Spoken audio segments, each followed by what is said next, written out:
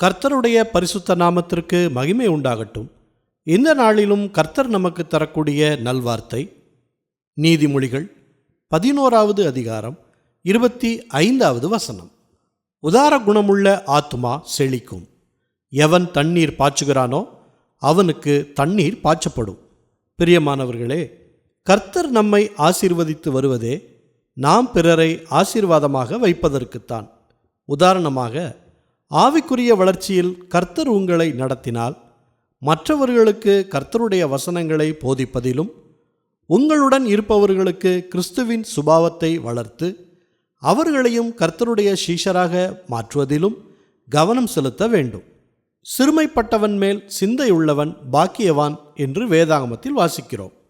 சிறுமைப்பட்டவர்களுக்கு பண உதவி செய்து அவர்களுடைய வாழ்வாதாரத்திற்கு உதார குணத்தோடு உதவினால் உங்களுடைய ஆத்துமா செழிக்கும். அதுபோல அவர்களுக்கு பண உதவி மட்டுமல்லாது அவர்கள் வாழ்வில் இயேசு கிறிஸ்துவை சுவிசேஷம் சொல்லி அறிமுகம் செய்து அவர்களை இரட்சிப்படைய வைப்பதும் முக்கியம். அப்படி நீங்கள் அவர்களை வற்றாத ஜீவ ஊற்றாகிய இயேசு கிறிஸ்துவிடம் அழைத்து வரும்போது அவர்களும் ஆசீர்வதிக்கப்படுவார்கள். அதன் நிமித்தம் நீங்களும் ஆசீர்வதிக்கப்படுவீர்கள். ஜெபிப்போமா. நல்ல தகப்பனே, இந்த நல்வார்த்தையை தந்ததற்காக நன்றி செலுத்துகிறோம். இன்றைய நாளிலும் இந்திய தேசத்தில் அழிந்து போகிற ஆத்துமாக்களுக்காக ஜெபிக்கிறோம். எங்களுக்கு கிடைத்த கிறிஸ்துவின் கிருபை இரக்கம் அவர்களுக்கும் கிடைக்க வேண்டும். அதற்கு நாங்கள் பிரயாசப்படுகிறோம். அவர்களும் இரட்சிக்கப்படுவதே எங்கள் மன விருப்பமாயிருக்கிறது.